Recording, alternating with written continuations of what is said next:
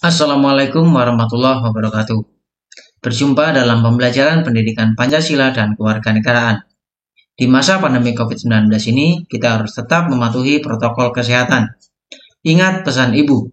Pertama, memakai masker. Kedua, mencuci tangan dengan air mengalir, menggunakan sabun dan atau hand sanitizer. Ketiga, menjaga jarak. Dan keempat, menghindari kerumunan. Buat kamu yang sedang menonton video ini, apabila belum cuci tangan, silakan cuci tangan terlebih dahulu. Apabila sudah, silakan klik tombol subscribe, like, share, dan nyalakan lonceng notifikasi untuk mendapatkan informasi-informasi terbaru dari channel ini.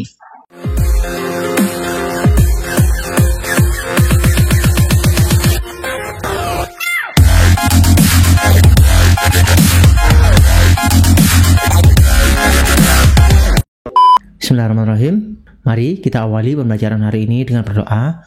Berdoa menurut agama dan keyakinan masing-masing. Berdoa dimulai.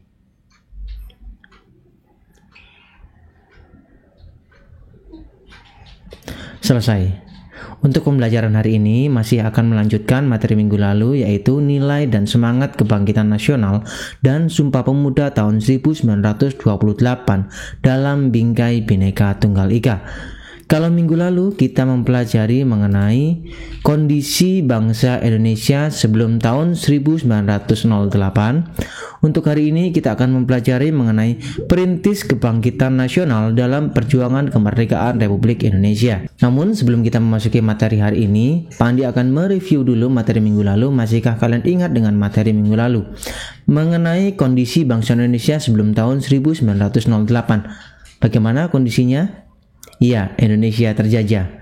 Masih ingat dengan 6 negara yang pernah menjajah Indonesia? Antara lain Portugis, Spanyol, Belanda, Prancis, Inggris, dan yang terakhir adalah Jepang. Bagus kalau kalian masih ingat. Kemudian kira-kira apa sih yang menyebabkan negara-negara Eropa tersebut melakukan perjalanan ke Asia Tenggara, bahkan sampai ke Indonesia? Yang pertama adalah pada saat itu terjadi rusaknya ekonomi Eropa karena peperangan. Kedua, pada abad ke-15 juga sedang berkembangnya teknologi pelayaran yang menyebabkan negara-negara Eropa melakukan perjalanan dari negara Eropa menuju ke Asia.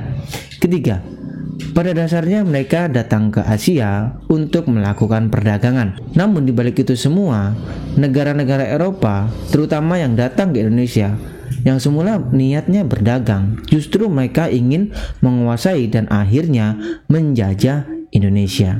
Oke, kalau kalian masih ingat materi tersebut, bagus buat kalian. Untuk tujuan pembelajaran hari ini adalah nantinya setelah kalian mengikuti proses pembelajaran hari ini, diharapkan kalian dapat mendeskripsikan perintis kebangkitan nasional dalam perjuangan kemerdekaan Republik Indonesia.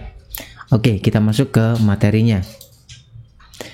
Pernahkah kalian mengetahui sosok tokoh berikut ini? Belum? Oke, kalau belum kita akan bahas pada materi hari ini. Perintis kebangkitan nasional dalam perjuangan kemerdekaan Republik Indonesia.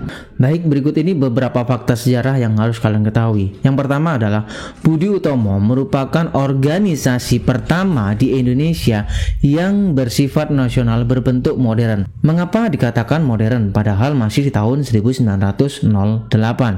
Karena organisasi Budi Utomo memiliki pengurus yang tetap, memiliki anggota, memiliki tujuan, dan yang terakhir memiliki program kerja. Perlu kalian ketahui bahwasannya organisasi Budi Utomo ini bukanlah organisasi politik ya. Organisasi ini lebih bersifat sosial. Fakta sejarah selanjutnya yaitu Budi Utomo tujuannya adalah untuk menyadarkan rakyat Indonesia dan berusaha meningkatkan kemajuan penghidupan bangsa dengan cara mencerdaskan rakyatnya. Kita ketahui selama masa penjajahan rakyat kita selalu mudah sekali untuk diperdaya, sehingga tak ayal bangsa kita menjadi negara yang paling mudah untuk dijajah karena tingkat pendidikan pada saat itu masih sangat rendah. Dengan munculnya organisasi Budi Utomo ini, perlahan mulai merubah mindset rakyat Indonesia untuk mau berubah menjadi lebih baik lagi. Fakta sejarah ketiga, hingga Juli 1908 terkumpul sejumlah 650 anggota dari organisasi Budi Utomo, mulai dari Jakarta, Bogor, Bandung, Yogyakarta, Magelang, Surabaya, bahkan sampai di Probolinggo. Kita sebagai orang Probolinggo seharusnya bangga ada pemuda-pemuda yang peduli bahwasannya kita ini harus lepas dari penjajahan. Kita harus bangga itu. Bagaimana dengan kamu? Oke, tujuan lain dari organisasi Budi Utomo adalah menjamin kehidupan bangsa Indonesia sebagai bangsa yang terhormat dengan fokus pendidikan, pengajaran, dan budaya. Oke, kita akan beralih ke fakta selanjutnya. Fakta sejarah selanjutnya adalah bahwasannya Budi Utomo ini didirikan oleh Dr. Sutomo pada tanggal 20 Mei 1908. Ya, jadi sosok inilah yang mendirikan Budi Utomo untuk pertama kalinya, yaitu Dr. Sutomo. Kemudian di sisi lain ada tokoh lain yang juga berperan penting terhadap berdirinya organisasi Budi Utomo, yaitu penggagas dari organisasi Budi Utomo, yaitu Dr. Wahidin Sudirohusodo. Nah, inilah pendorong lahirnya organisasi Budi Utomo. Kedua tokoh ini, baik Dr. Sutomo maupun Dr. Wahidin Sudirohusodo, merupakan lulusan kedokteran Stovia. Pada tahun 1903, Sutomo menempuh sekolah kedokteran di Sekolah Kedokteran Stovia. Beliau sangat dikenal sebagai pemuda yang aktif berorganisasi. Kemudian untuk Dr. Wahidin Sudirohusodo termasuk salah satu murid yang cerdas. Wahidin kecil bersekolah di Europe's Lager School atau setingkat SD untuk orang Belanda. Menamatkan sekolah kedokteran di Sekolah Kedokteran Stovia bersama Sutomo. Jadi untuk kedua tokoh ini sudah saling mengenal pada saat mereka masih menempuh pembelajaran di Sekolah Kedokteran Stovia. Oke, selanjutnya kita beralih ke organisasinya, Budi Utomo. Budi Utomo berasal dari bahasa Sanskerta, yaitu Budi dan Utomo. Untuk Budi sendiri bisa berarti keterbukaan jiwa, pikiran, kesadaran, akal, dan pengadilan. Kemudian untuk Utomo yaitu utama, yang dalam bahasa Sanskerta artinya tingkat pertama atau sangat baik. Kemudian untuk program Budi Utomo adalah mengusahakan perbaikan melalui pendidikan dan pengajaran. Jadi kalau kita melihat program dari Budi Utomo ini yang berusaha melakukan perbaikan melalui pendidikan dan pengajaran, maka sudah sewajarnya kita sebagai generasi milenial tidak ada alasan untuk tidak mau belajar. Bangsa Indonesia sendiri yang ingin lepas dari penjajahan, mereka butuh yang namanya pendidikan dan pengajaran. Lantas bagaimana dengan kita? Kita yang sudah merdeka, kita mendapatkan fasilitas pendidikan yang layak, kemudian mendapatkan pengajaran dari bapak ibu guru tanpa adanya tekanan dari penjajahan. Nah, apakah ada alasan kita sebagai generasi milenial justru bermalas-malasan untuk belajar, apalagi di masa pandemi COVID-19 ini? Kami selaku bapak ibu guru berusaha memberikan pendidikan agar kalian selama belajar dari rumah tidak mengalami kekosongan pendidikan. Buat kamu yang masih kurang bersemangat dalam belajar di masa pandemi ini, ayo kita semangat, kita raih cita-cita kita walaupun di masa pandemi COVID-19 ini. Bukan berarti kita tidak bisa belajar, bukan berarti kita tidak mendapatkan pendidikan, bukan berarti kita tidak mendapat pengajaran. Semua ini Pak Andi lakukan agar kalian mendapatkan pendidikan sesuai dengan amanat Undang-Undang Dasar 1945. Selanjutnya yaitu pada awal pendiriannya, organisasi Budi Utomo ini sempat mendapat penolakan oleh sebagian besar golongan priai, ya bisa katakan golongan bangsawan. Jadi pada saat itu, golongan bangsawan merasa tertekan dengan adanya organisasi Budi Utomo ini.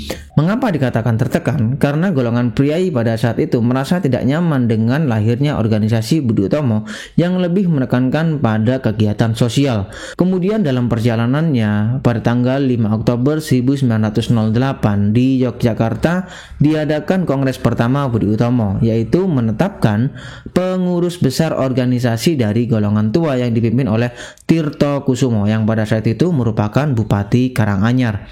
Kemudian pada tahun 1927 Budi Utomo bergabung dengan Gerakan Pemufakatan Perhimpunan Politik Kebangsaan Indonesia atau PPPKI. Gerakan itu merupakan gerakan yang dipelopori oleh Presiden pertama Indonesia yaitu Insinyur Soekarno. Dan yang terakhir adalah karena besarnya pengaruh pergerakan Budi Utomo dalam perjuangan kemerdekaan Indonesia, Presiden Insinyur Soekarno pada tanggal 20 Mei 1948 menetapkan hari kelahiran Budi Utomo sebagai Hari Kebangkitan Nasional, sehingga setiap tanggal 20 Mei akan diperingati Hari Kebangkitan Nasional. Kamu sebagai generasi muda, jangan bermalas-malasan. Ayo kita buktikan bahwa kalian adalah generasi emas di tahun 2045. Untuk pembelajaran hari ini cukup sampai di sini. Apabila ada yang ingin ditanyakan, silakan tuliskan pertanyaan kalian di kolom komentar di bawah ini. Kemudian untuk tugas hari ini, silakan kalian tuliskan di buku catatan kalian informasi-informasi penting apa saja yang kalian dapatkan dari video pembelajaran hari ini. Pak Andi akhiri untuk pembelajaran hari ini. Semoga apa yang kita pelajari hari ini ada guna dan manfaatnya. Pak Andi akhiri. Wassalamualaikum warahmatullahi wabarakatuh.